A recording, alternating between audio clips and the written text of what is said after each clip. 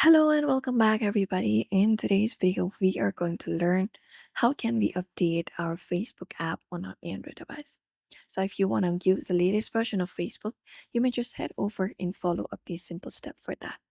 So if your Android phone, you can just head over to Play Store, tap on it and open it up on your screen. Once you open it up, you need to go ahead and tap on the search bar, usually in the top or the bottom right corner. So tap on it, and once you tap on it, the space opens up. You can look out for the search bar at the top right, tap on it, and here just go ahead and type in Facebook. Once you type in Facebook, it will show you the result and show you the official Facebook application. You can look out for that. Tap on Facebook app from the search results, and when you tap on it, here if an update is available, you will be seeing an update button instead of the open button right here. It will directly be typing update.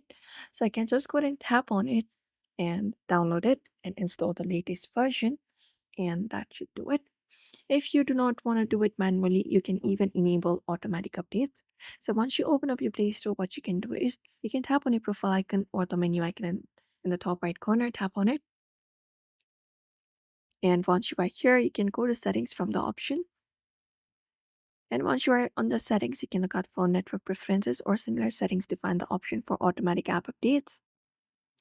Just go ahead and find it up and tap on it. And once you expand it up, you can look out for the option for auto update application. Tap on it and you can select the option to update your application over Wi-Fi or mobile data or anything. When you go ahead and choose those options, it should automatically update your applications, including Facebook, whether you're connected to Wi-Fi or even mobile data. And that's it. So these are the methods you can follow up if you want to update your Facebook app on your Android device.